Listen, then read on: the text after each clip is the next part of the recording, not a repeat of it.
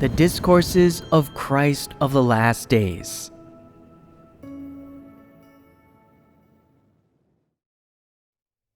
To gain the truth, one must learn from the people, events, and things nearby.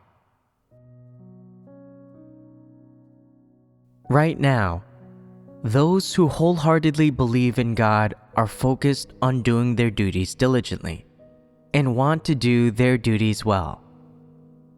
However, because everyone has a corrupt disposition, and they each have their own respective difficulties and shortcomings, it is difficult for them to do their duty adequately. That would require them to pursue and work hard on the truth. When difficulties come, everyone should pray together and seek the truth to jointly resolve their problems. This is the responsibility and duty of every person. Everyone has a responsibility and obligation to do their duty well. This is not the responsibility of one person in particular. Rather, it is everyone's joint responsibility. So, everyone must work hard together and learn to collaborate harmoniously. Other than equipping themselves with the truth, everyone must also equip themselves with professional knowledge, play to their own strengths, learn some practical things, learn from each other, and improve their weaknesses by helping one another. By doing this, they will get better and better results in their duties. Why do you think it is so difficult for unbelievers to do anything? And why are their obstacles so great? It is because people have satanic natures. They all live according to corrupt dispositions, want to show off, want to have the final say, and have no way to collaborate harmoniously. Thus, it is very difficult for them to do anything successfully. Halfway through doing something, they fall apart from disunity and part ways.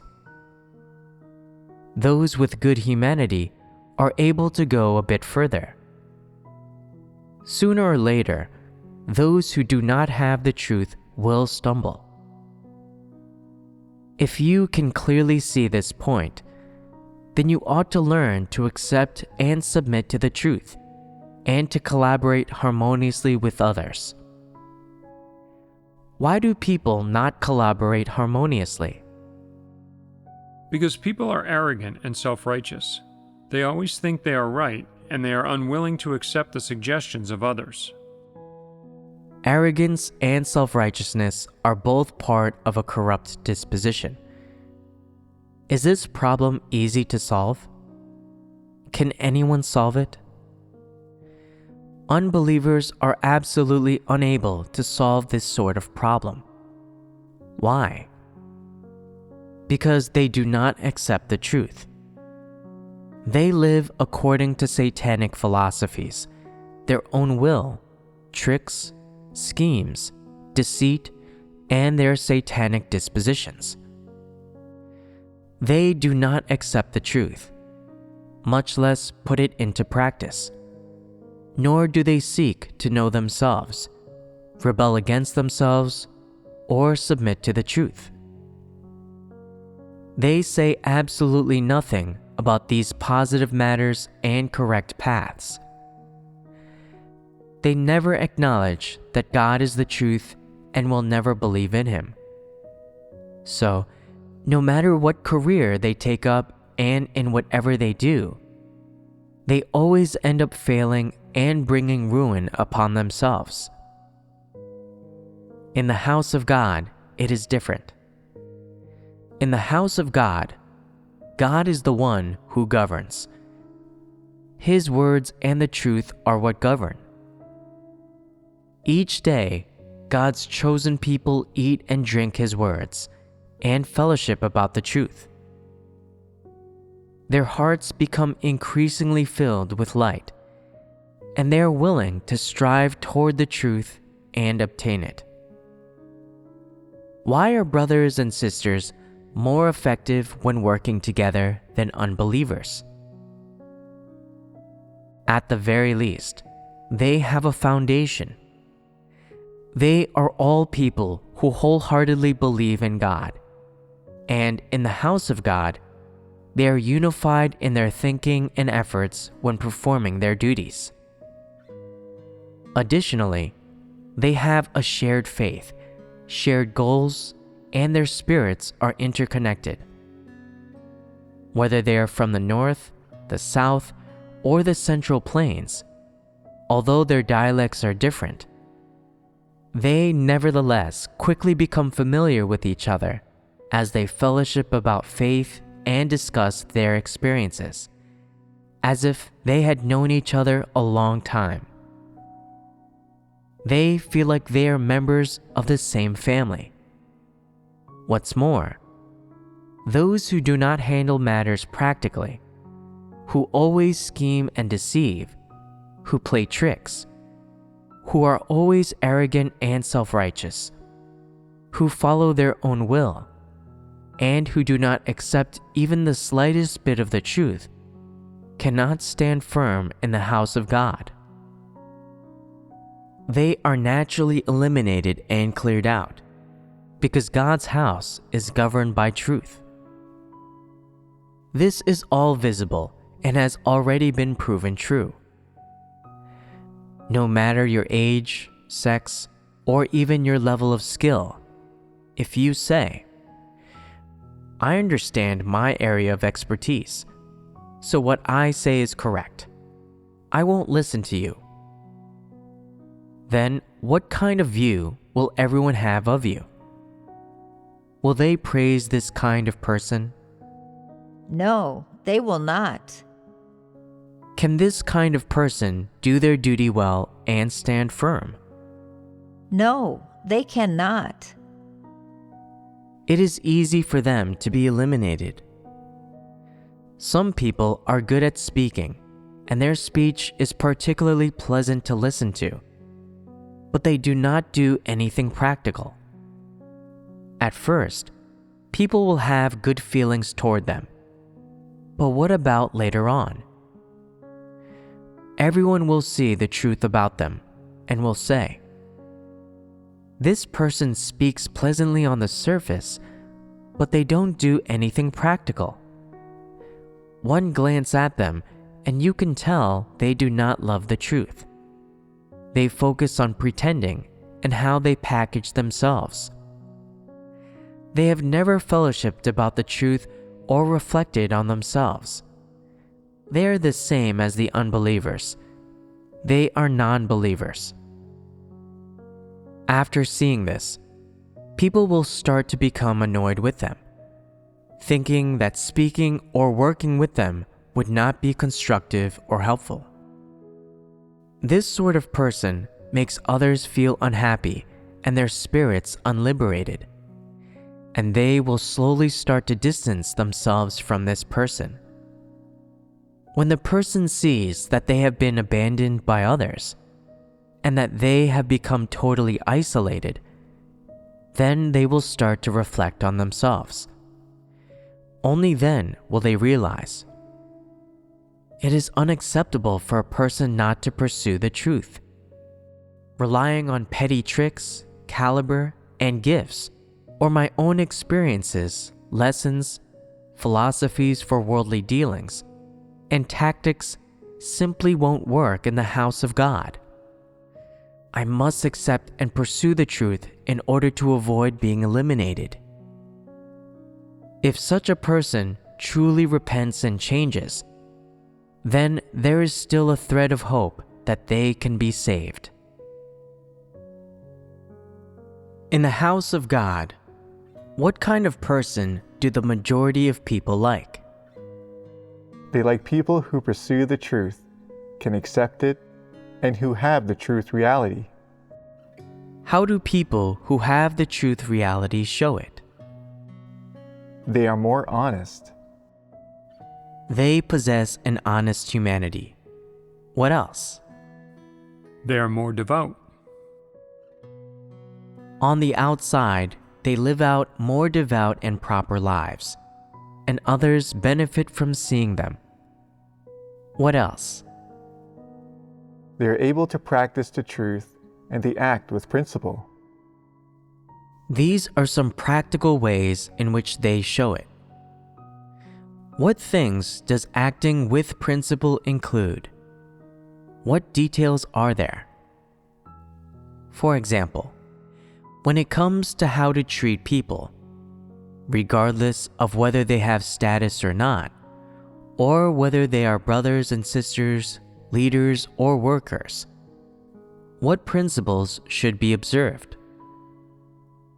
Without a doubt, it is only fair and reasonable that they must be treated according to God's word and the truth.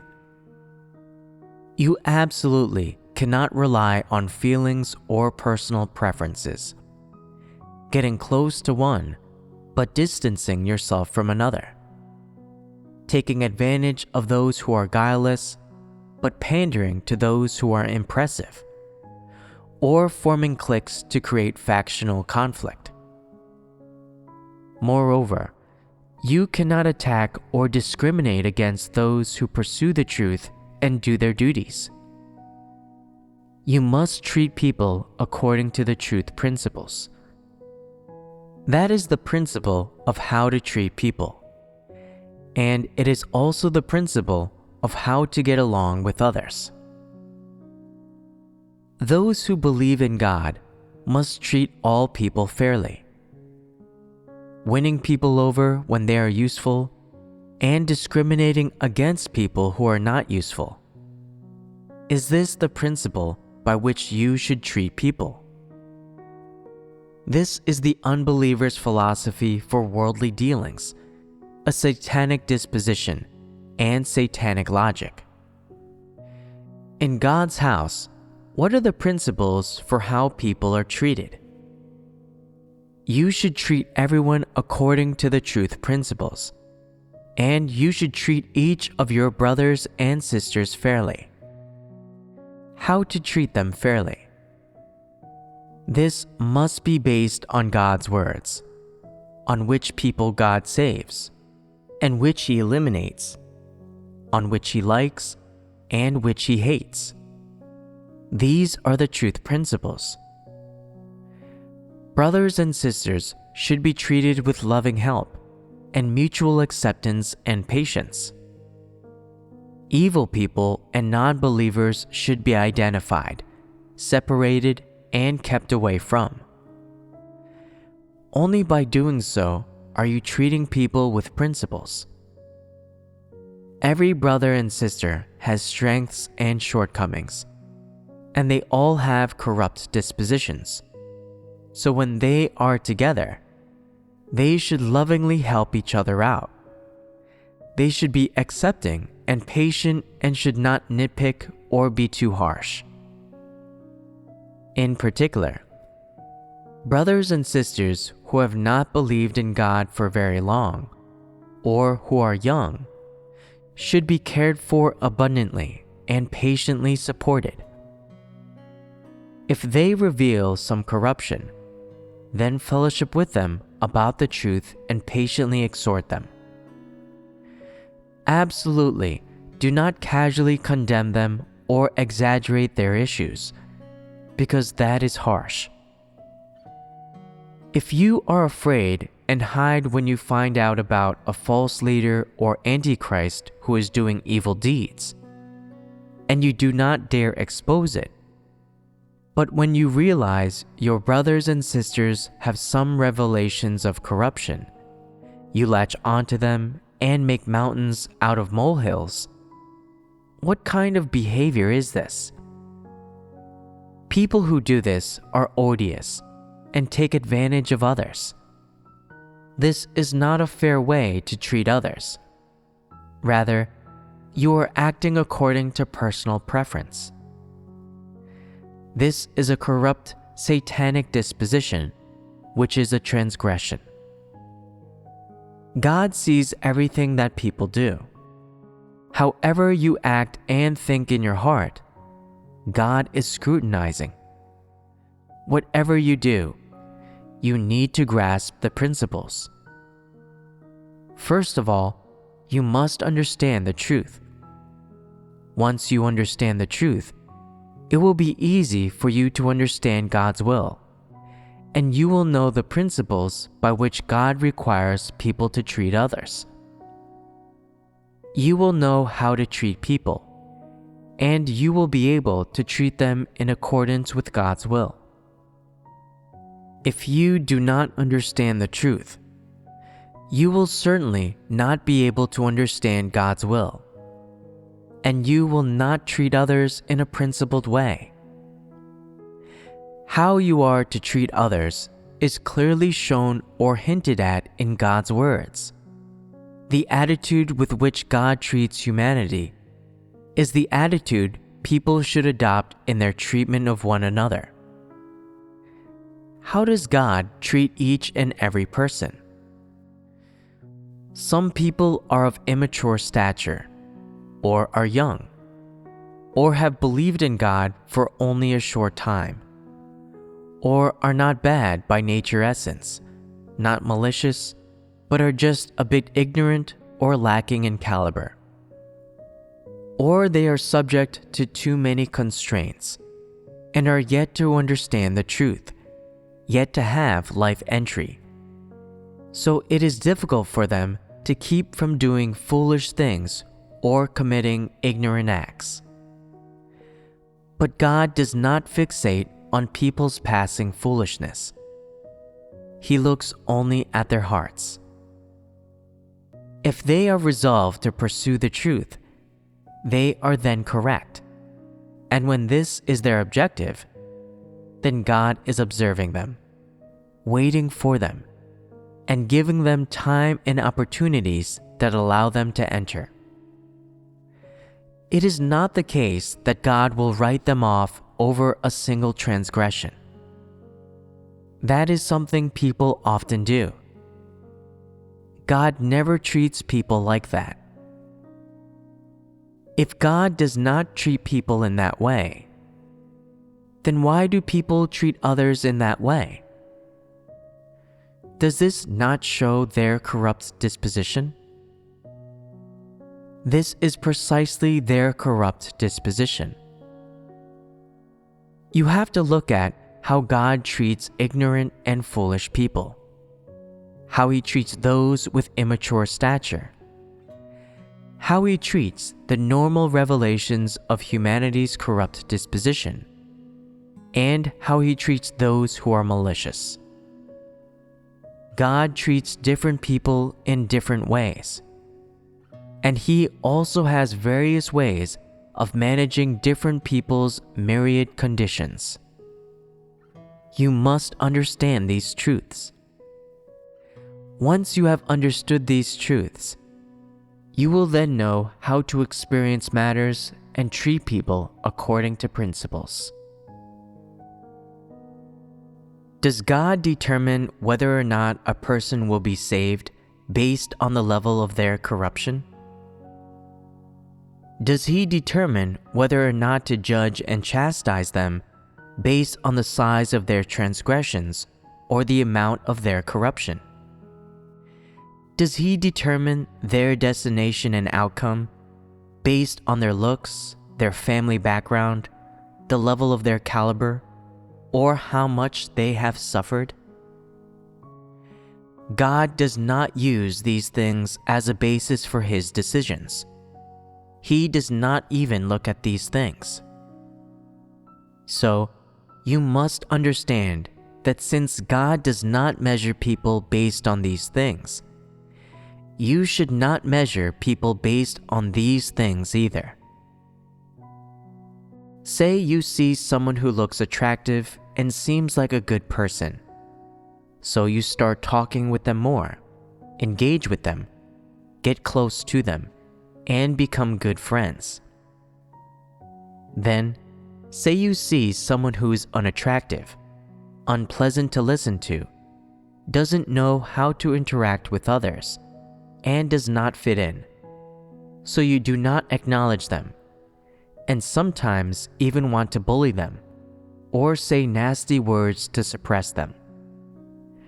What sort of way is that to treat people? All these things stem from a corrupt satanic disposition. Are you willing to live with such a corrupt satanic disposition? Are you willing to be constrained and bound by your corrupt satanic dispositions and to have them direct your actions? According to people's subjective desires, no one is willing to do anything or perform their duty living within the corrupt disposition of Satan. In people's subjective wills, they aim for good and are willing to practice the truth. But if people don't understand the truth or pursue the truth, aren't serious about the truth or don't make any effort with it, then they will not be able to enter into the truth reality.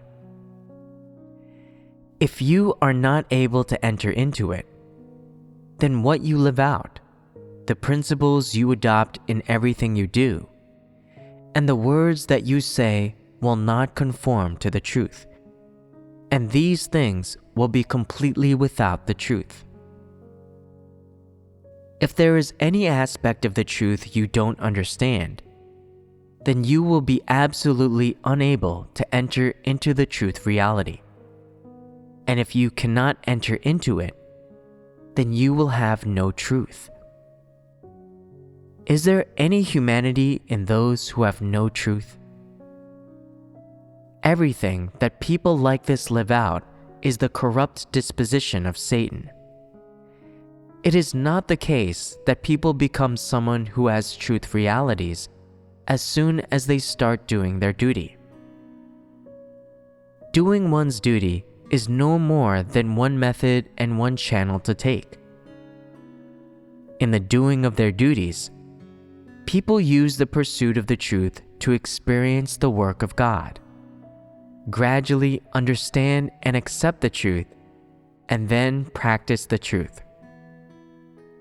They then reach a state where they cast off their corrupt disposition, get rid of the bonds and control of the corrupt disposition of Satan, and so they become someone who has the truth reality and someone with a normal humanity. Only when you have normal humanity will your performance of your duty and your actions be edifying to people and satisfactory to God. And only when people are approved of by God for their performance of their duty can they be an acceptable created being.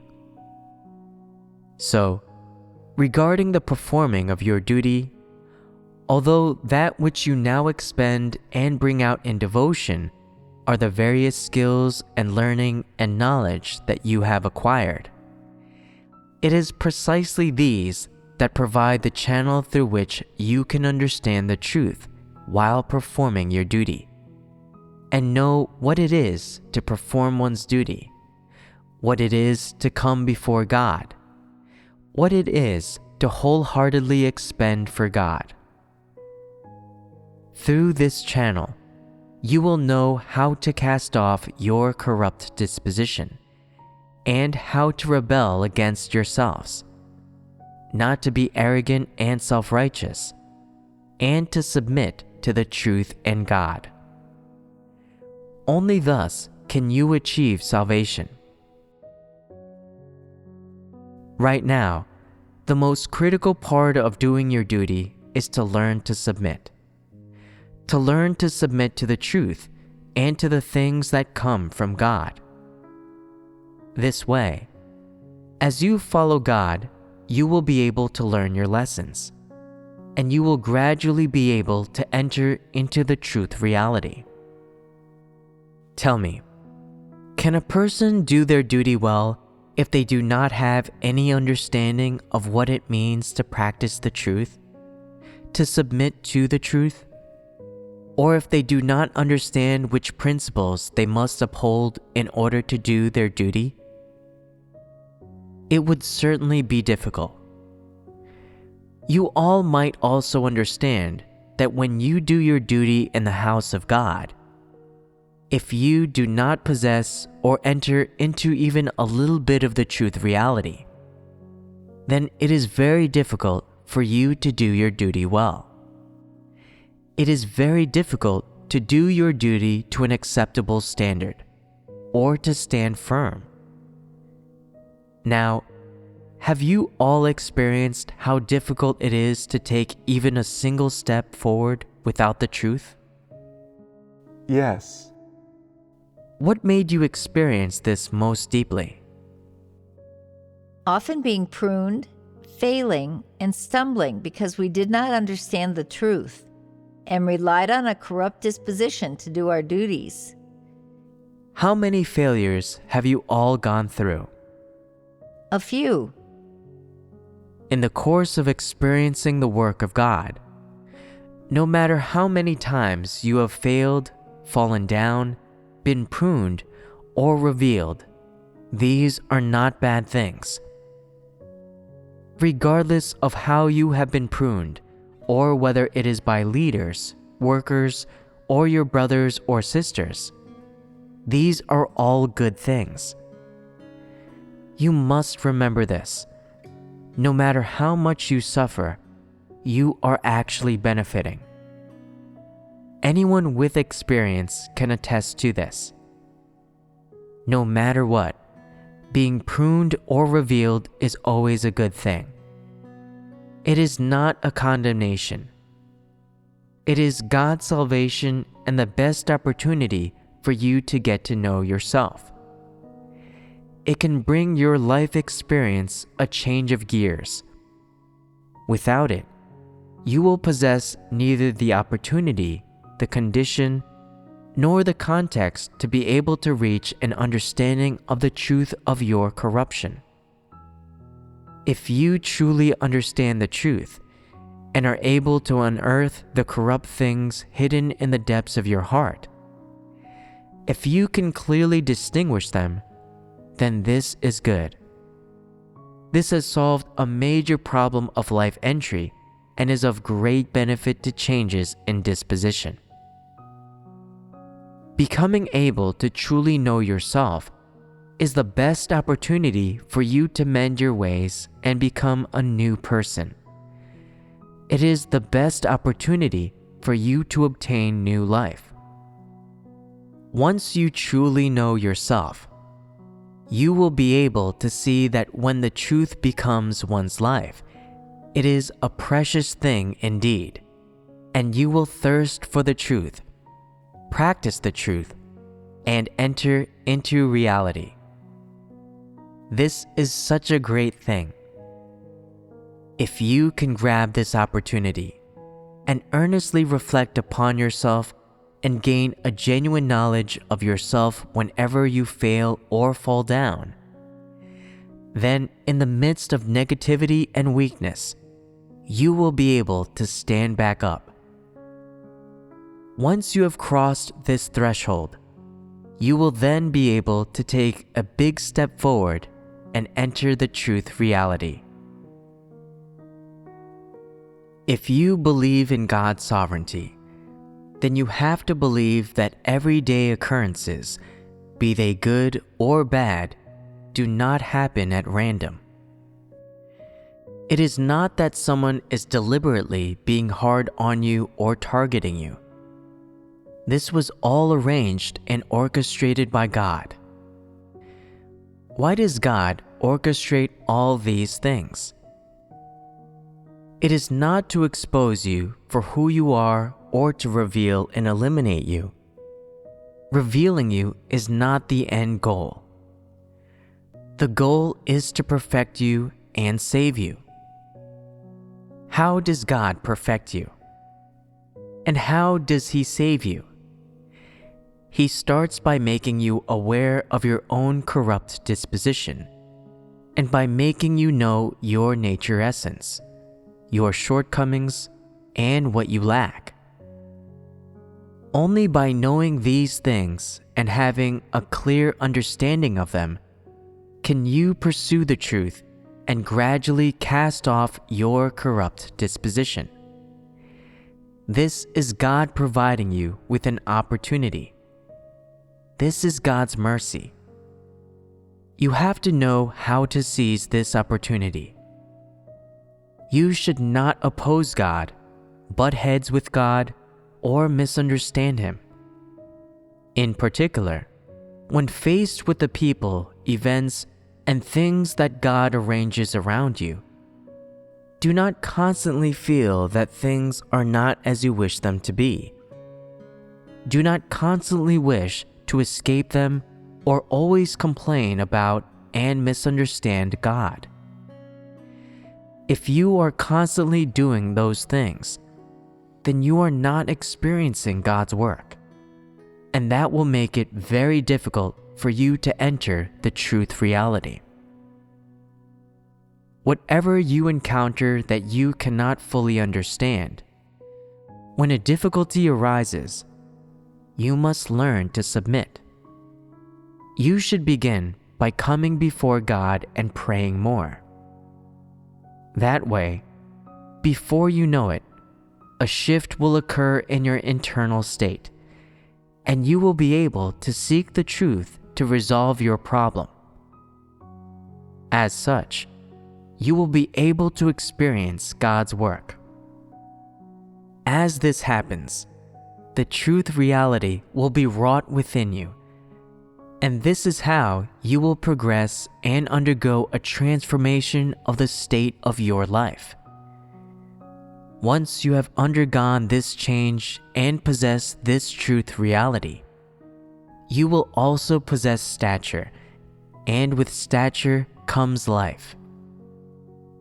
If someone always lives based on a corrupt satanic disposition, then no matter how much enthusiasm or energy they have, they still cannot be considered to possess stature or life. God works in every single person, and no matter what His method is, what kind of people, events, and things He makes use of in His service, or what kind of tone His words have, He only has one end goal: saving you. And how does He save you? He changes you. So how could you not suffer a bit? You are going to have to suffer. This suffering can involve many things. First, people must suffer when they accept the judgment and chastisement of God's words. When God's words are too severe and explicit, and people misinterpret God and even have notions, that can be painful too. Sometimes God raises up an environment around people to reveal their corruption, to make them reflect on and know themselves, and they will suffer a little then too. Sometimes, when they are directly pruned and exposed, people must suffer. It is as if they are undergoing surgery. If there is no suffering, there is no effect. If every time you are pruned, and every time you are revealed by an environment, it arouses your feelings and gives you a boost, then through this process, you will enter the truth reality and will have stature. If every time you are subjected to being pruned and to being revealed by an environment, you feel no pain or discomfort whatsoever, and feel nothing at all, and if you do not come before God to seek His will, neither praying nor seeking the truth, then you really are so numb. God does not work in you when your spirit feels nothing, when it does not react. He will say, "This person is overly numb and has been corrupted too deeply.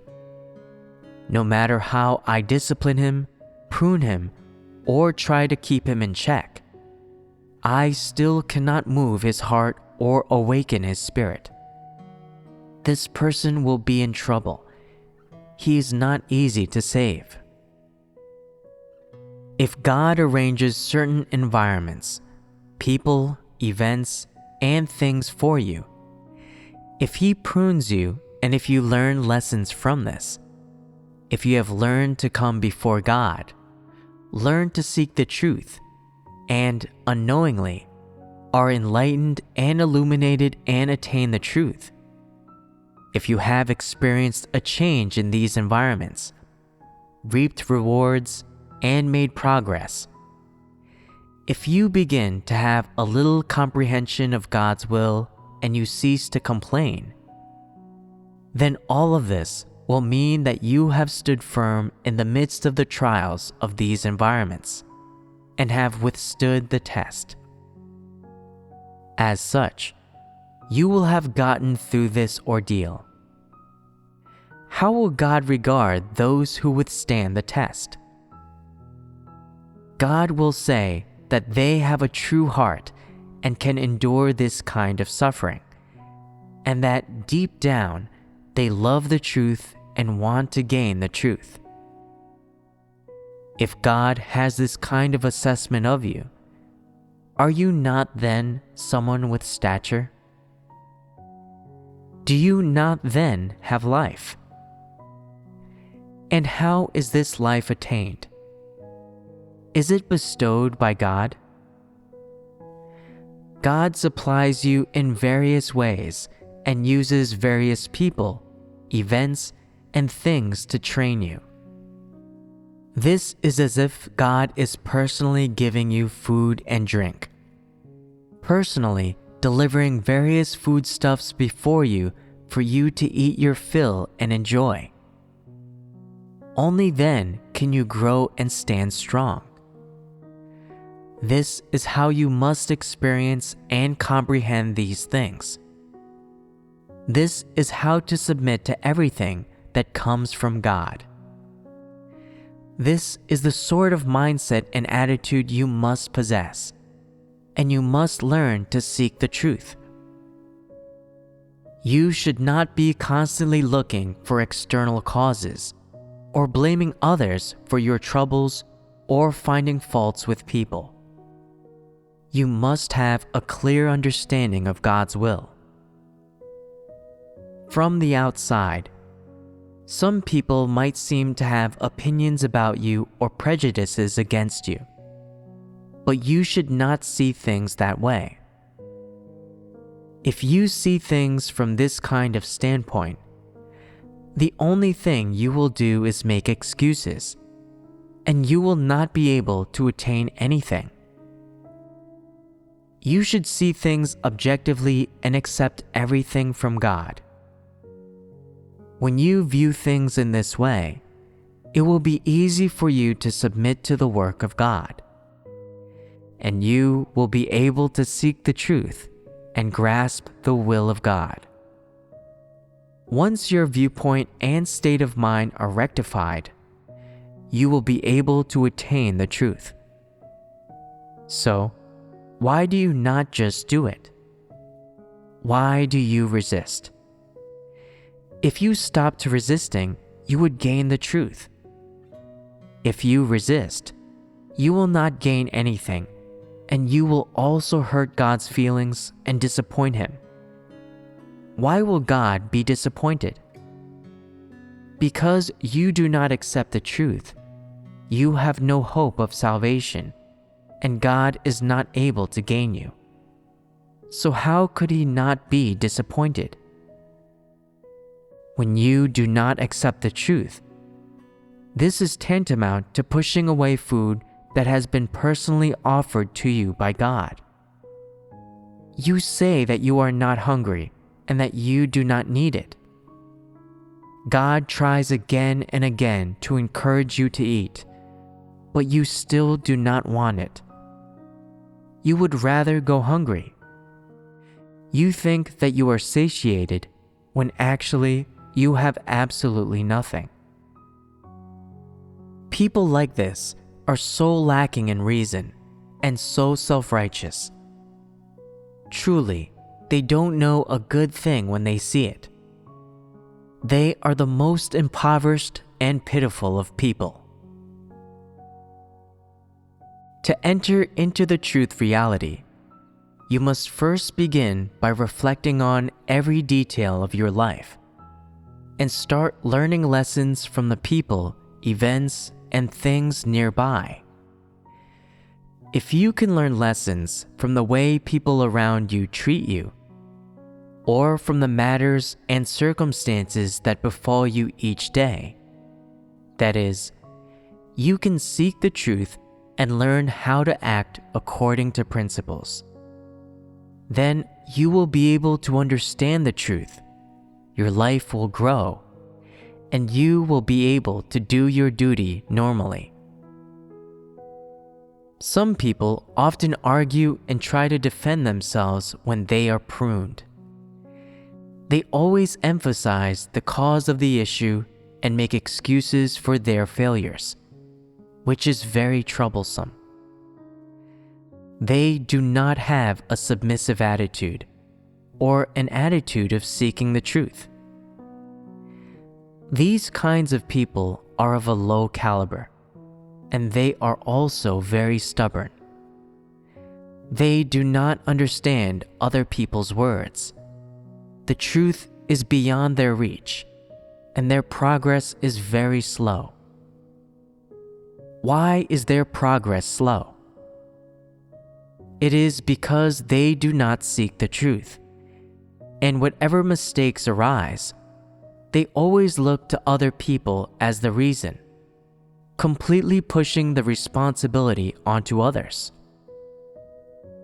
They live by philosophies for worldly dealings, and as long as they live safe and sound, they are especially pleased with themselves. They do not pursue the truth at all, and they think this is a pretty good way of believing in God. There are even some who think, there's always so much talk about pursuing the truth and learning lessons, but are there really that many lessons to learn? Believing in God in this way is such a hassle.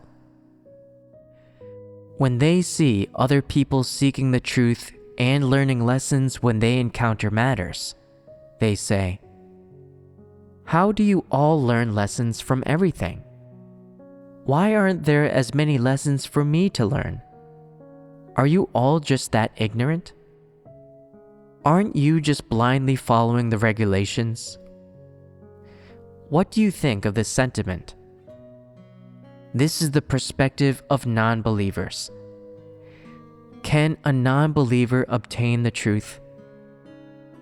It is very hard for this kind of person to obtain the truth.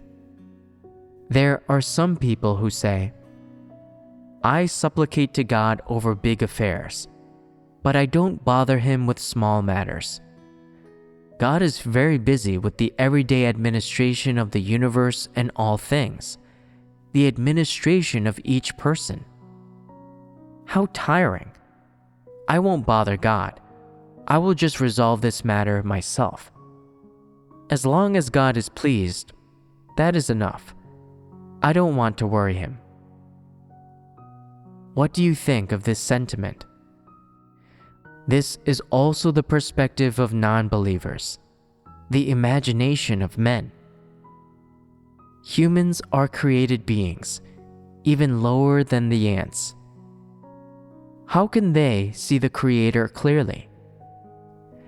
God has administered the universe and all things for who knows how many millions or billions of years. Has he said he feels tired? Has he said he is too busy? No, he has not.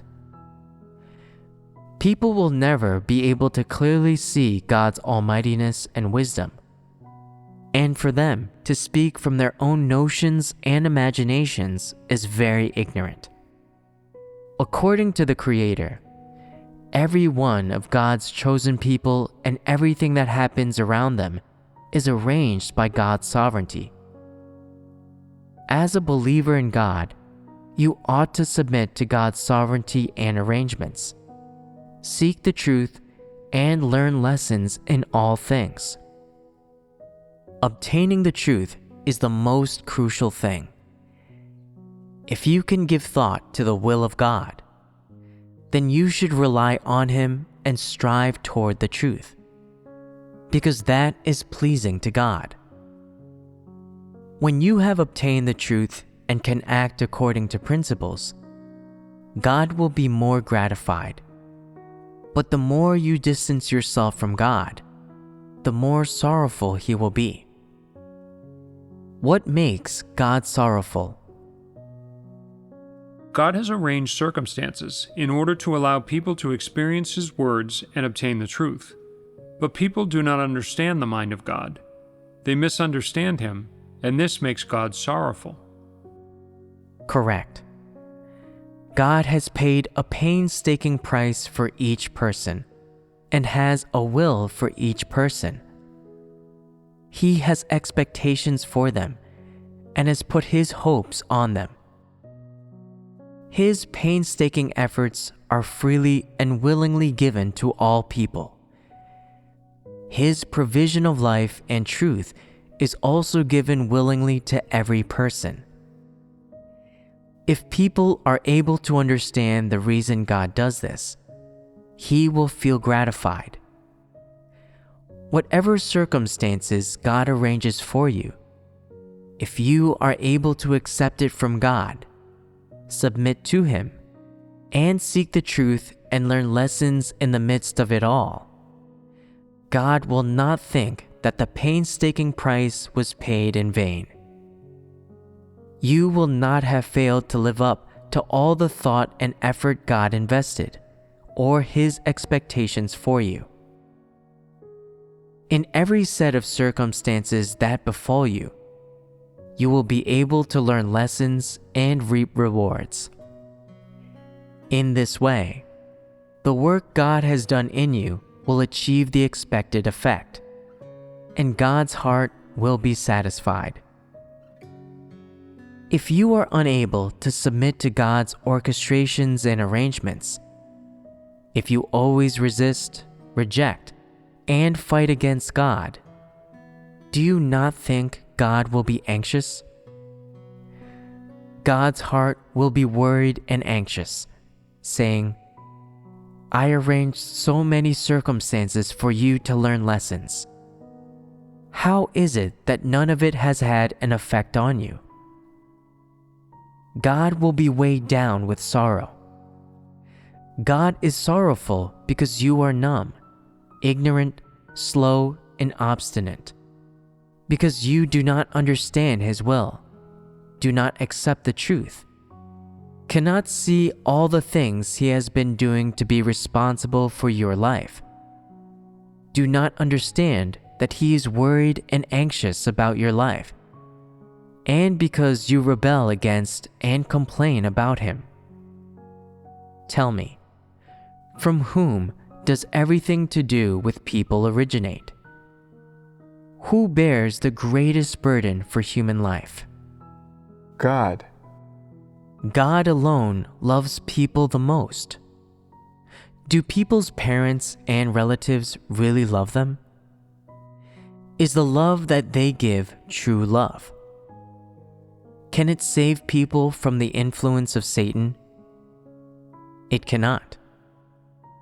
People are numb and dull-witted, unable to see through these things, and always say, how does God love me?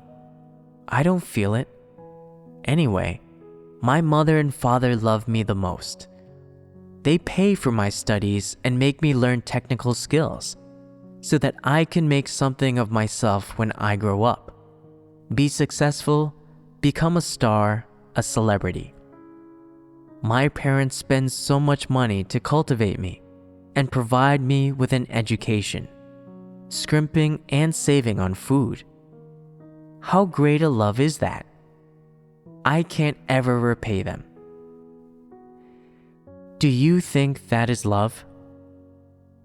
What are the consequences of your parents making you succeed, become a celebrity in the world, have a good job, and assimilate into the world?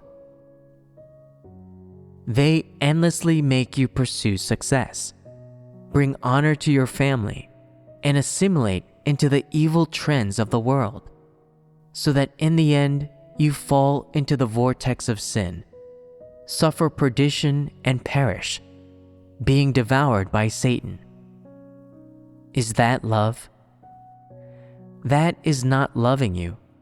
That is harming you, destroying you. Someday you will sink so low that you will not be able to repent, so low that you will not be able to extricate yourself, and you will descend into hell. Only then will you realize, oh, parental love is love of the flesh. It is of no advantage in believing in God or obtaining the truth. It is not true love. You may not have realized this yet. Some people say, however much God loves me, I still cannot feel it. I still feel that my mother loves me the most. She's the closest person in the world to me. There's a song called Mom is the Best in the World. That name matches reality. It is absolutely true.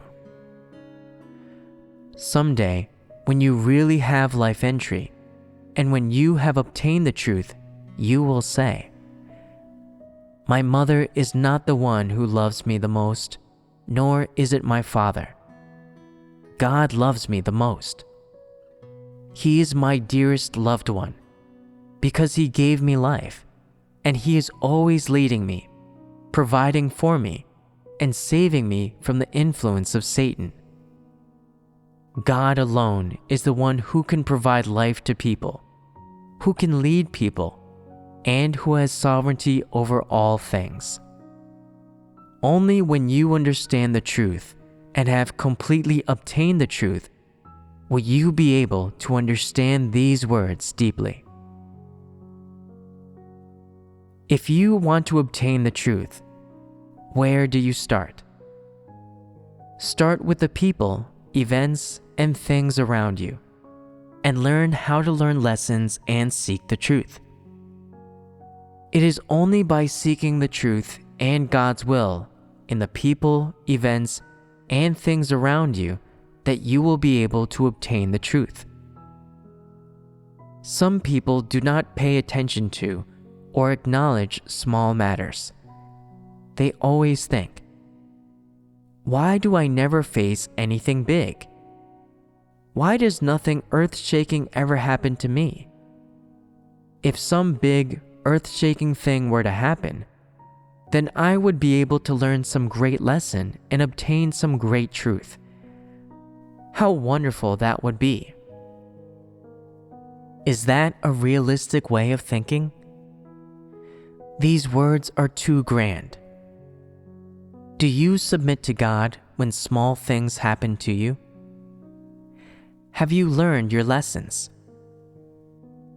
If a great trial befell you, would you be able to stand firm in your testimony? If the great red dragon caught hold of you, would you be able to bear resounding testimony? Are people who say these words not somewhat arrogant? Will you be able to obtain the truth using this method of pursuit? If you are not careful while walking, you could trip, yet you think you are ready to fly. You must learn to seek the truth and learn lessons in the small things you encounter. If you cannot learn lessons from the small things, you will not be able to learn them from the big things either. If you cannot learn your lessons, you will not progress in life. Progress in life is only achieved by learning lessons in everything.